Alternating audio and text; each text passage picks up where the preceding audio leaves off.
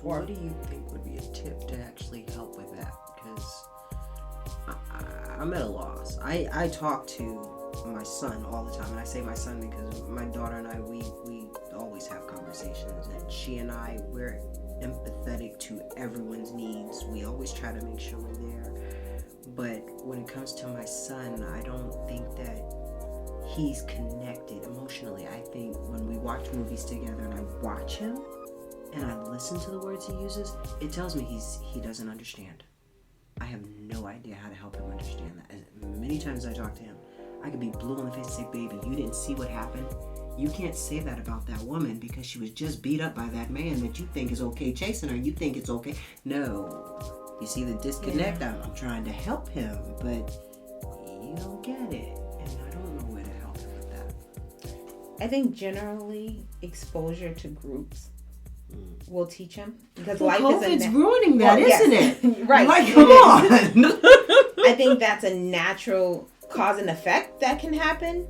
I think also, given, well, in your household, he's the youngest of your children. Right. So being raised by two strong women that are empaths, he may have a predisposed disposition in that.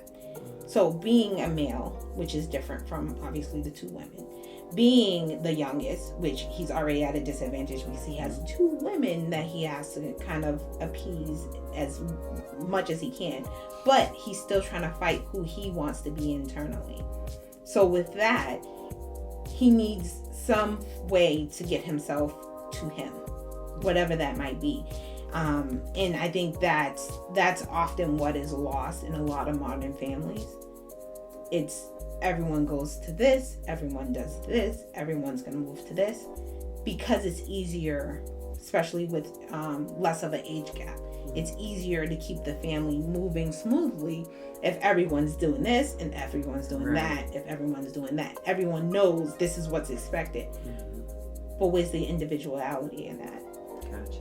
And I say that being the baby of a family, of a large family. It's funny because I recall that. Right. When I was in the family, sitting at the table, we all had to do this. Right. We all had to. Yes, I remember that. Yeah. And I was always expected to, but I naturally rebelled against those norms, and I was labeled. And again, it's not that it was wrong to label me, because that's what everyone knew at that time. But I was the rebel. I was always disobedient. I was always, whatever other names that was said. I was that one because I challenged the norm. I refused to settle for this is just how it is. Like I said, I'm always the one saying why, why. And I'm very much like that today. And so even, when I do things at work, I'm always the one that's set apart. I don't do anything wrong. I don't do anything against rules or policy or anything like that. But I do it uniquely because I feel that everybody has certain gifts to give. And why should my gifts be stunted because I'm not doing it in a cookie cutter way? And that's pretty much probably what you're looking at when you're parenting. You see your children's individual gifts and you allow them to express those. Right. Which I can see that. Yeah. It definitely allows them to have their own spirit. And I wish somebody told my mom that. I wish somebody told my mom that growing up. Because she definitely did not get that. She did not get that I just wanted to be who I was or who I am in that moment. And again, I can't always be the same person because I'm going to evolve. But trying to keep up with my evolution and expect me to follow the norms, it was tough. It was tough. I think it's so funny because your mom always said, don't break her spirit. I heard her say that to you so many times with Jada. Don't break her spirit. She said it to me with my daughter, Ani. She's like, oh, don't break her spirit. You don't want to break her spirit. Okay. I hear you saying that now, but where was those words when my spirit was broken? Right. When we were told to conform. Girl. There wasn't an option. And I can speak for myself because I don't feel like it was really I don't think it was the purpose, I want to say, or the mission of anybody else at that time, at least, to make their own path. And maybe it was because I came at a different point in mom's life that I was able to do that. But I kind of did my own thing. And yes, I got backlash for it, but I was always just kind of in my own bubble, doing my own thing. And I recall conversations where, you know, as a parent, I knew she was defeated trying to bring me into the norms. But as a child, I couldn't sell myself or what I knew to be myself at that time for the norms. And so that's what I try and prevent with my children. And that's a good thing. I mean, I think about it, but if you look at it, you know she didn't intentionally break spirits. You know she didn't maliciously mean to do anything. She was trying to teach us to survive. Right. And that's part of that parenting thing. You're trying to teach your child to survive, and you're doing it the best way you know how. You don't know the damage you're doing. Right. Unless you're really focusing on not damaging. Right. And instead, she wasn't focused on that. She was focused on her health and focused on trying to make you survive because she didn't think she would. And I get that now. And quite frankly, after so many children, you're tired. That too. I'm the last of a lot of children, so she was tired. I believe it. So I get that. I mean, parenting with illness, parenting being a single parent, parenting with rebellious kids, parenting with difficult children that aren't rebellious but just difficult. Whether it's a health issue, whether it's, I don't know, just depression even. Right. You know, because there are children that are depressed because the dad is gone, or depressed because mom is sick. You really have to pay attention when you are parenting, because if you're just parenting by one set of rules, you're going to miss something. Right. And you're going to do more damage to that child. Yeah. I can't even count how many times my child, my oldest, would be very upset because he couldn't be with his father, or he couldn't connect with his father, or he couldn't reach his father because he wanted his father at that time. You know, and it broke my heart, but what else could I do but make up for it in my mindset at that time? The only thing I could do is, you know what we have is what we have, and we would go out and we would go to the movies, or we would go bowling, or we would go, not the fact that I didn't have the money to do these things at the time, but we would do it, and I would sacrifice whatever I had to sacrifice to give him that joy. Exactly. And you know, it's as a parent, it hurt me even more when I had to ride the roller coaster that I could not help him on, but I had to ride that roller coaster with him when he lost the person that he seen as a brother. Wasn't his biological brother, but the moment he realized that he no longer had a big brother, he crashed. He crashed. And we crashed. We crashed differently, but we crashed. And we had to ride that emotional roller coaster. We had to ride that. And it wasn't short term. We've overcome that now. And to look back on that time, it's a loss. It's a loss, to say the least. Yeah. And as parents, we see our children lose. We see our children go through what they see as failure. We see it as lessons. They don't know it to be such. Sad thing is they see us going through our lessons too. And they are not happy with some of those lessons. Right. I've heard, should I say, my daughter's come to me as an adult and expressed to me several times why she's the way she is, because she's seen me give, do, and she's decided, you know what, no. Yeah. And the same thing goes for my parenting style. She saw me do so much, knowing damn well again. Right. But she's taken a less hands-on approach when it comes to her. She says, you know what? I'm not going to burn the candle at both ends. Mom, I'm going to teach you to back down, slow down, let me struggle a little. And that's what she's done. Like, I watch her with my granddaughter, and my granddaughter will be doing something. I'll get ready to do it. She's sitting back, and I tell myself, sit back. That's you know, because she's teaching me now, and I get it. This is a different way of parenting. Yeah. So I'm learning different styles, whether it's through your communication with me, because I'm always having some type of issue. Yes, I have issues. However, it's a generational thing, right? You're teaching me, she's teaching me. It's one of those things. And then I have also her fiance. He steps in at times where I feel my son needs a man's approach, you know, but I won't say it so much all the time anymore. It's one of those things where, okay, you know what? I'm just going to say this. If I get back up, thank you. You know, if I don't, it'll be reinforced sooner or later, because if that boy act out, I say something to my daughter and she'll talk to him. Right. You know, right. because emotionally I'm not there. You know. And that goes back to the old saying that it takes a community. Yes. And it's Village, unfortunately a village, yes. what is now known as a community. Yes. You're right. You're right. Again, generational differences. Yes. But you know, it's unfortunate that we can't rely on, like back in the day, I remember, you know, maybe 5, 6, I knew everybody on our street. I knew every family in which house they lived in. I knew everybody there. Today, I don't know my neighbor, let alone the people on the street. And, you know, it's hard to really pinpoint when children are outside playing, whether they go to school together or not, who those children's parents are. True. And I think that goes back into parenting, because in today's society, I am the face of one single parent who has at times worked 3 different jobs. It is hard to see me when you see my child, because I am working to get us to a better place.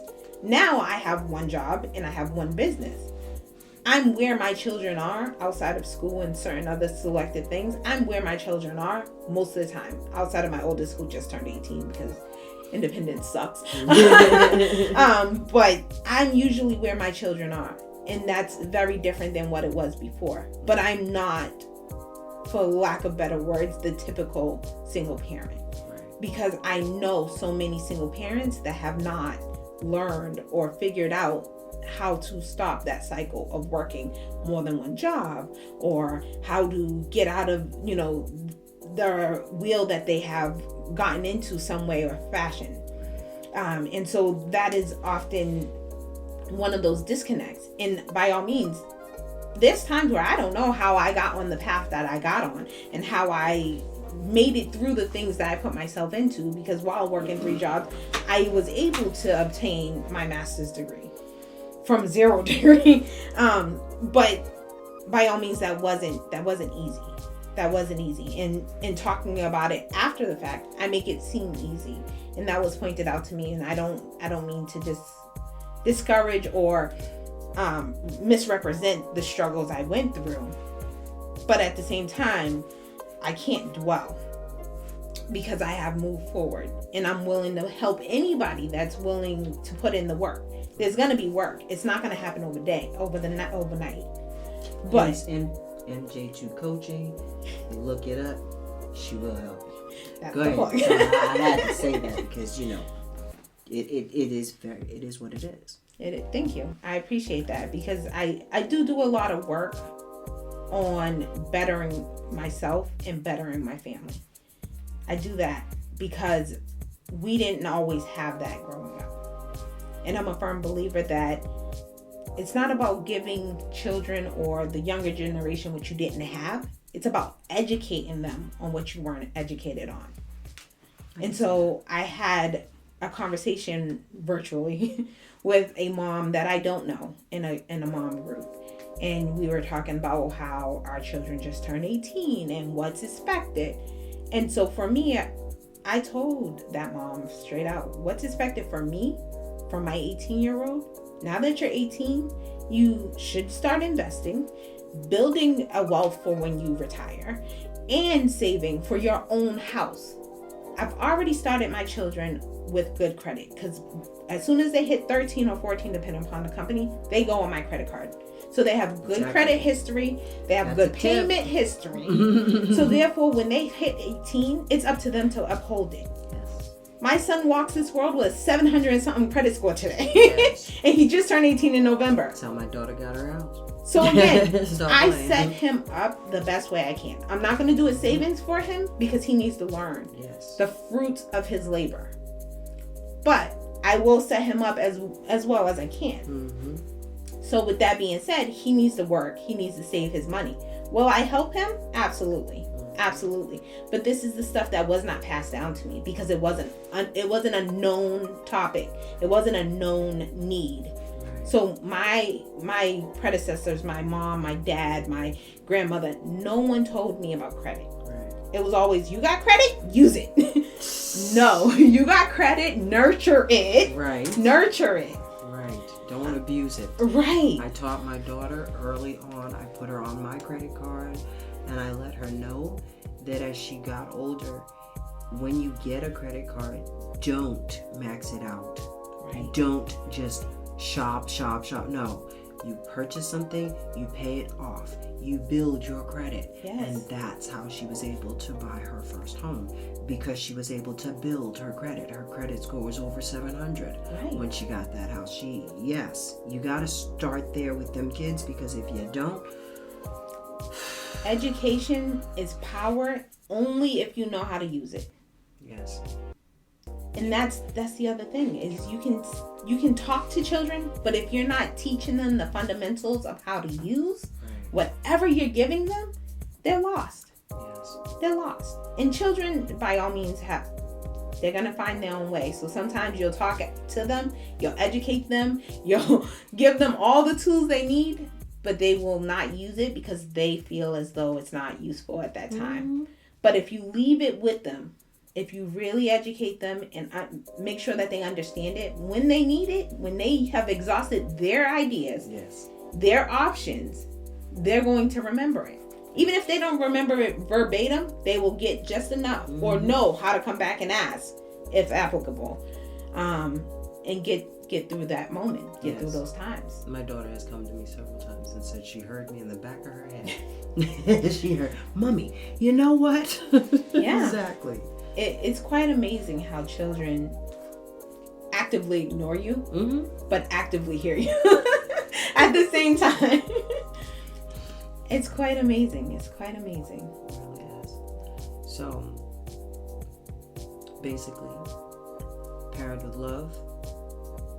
Give your children room to grow. Support them. Guide them. Don't try to run their lives and make them be conformed to a certain thing. Right. And we should all have happy, healthier children. Right. You know, we just got to work with them, not make them do this. Right. And everything should be a lot smoother. Especially during COVID, y'all. We're going to have to work together. COVID adds a whole nother layer. Yeah. The emotional toll COVID is going to take on us all. Parents, children, grandparents, aunts, uncles. To say the least, it's going to be devastating. Definitely. I just pray it's over quick. I'm so tired of this. Yeah. I really am. My children need to go outside and breathe again. Right. And so not to be insensitive, but we both live in houses with a backyard. And I say this all the time. I don't know where I would be in this COVID situation if we were still in the apartment we moved from. Girl. We did not have enough space on a regular day, let alone during COVID. I remember. So I don't know how, I pray for the parents that have children in the confines of a small unit during COVID, or without a backyard that you can safely allow your children to go out without masks, hopefully, to just play.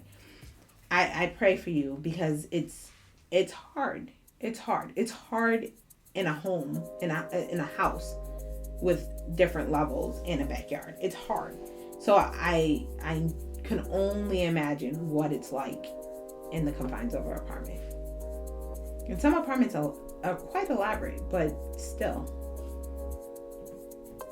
Children need to play. They really do. And they need to roam and run and get their energy out. The older, the less energy, but they still need to do it. Thank you for joining us for episode 1 of Sip and Tip.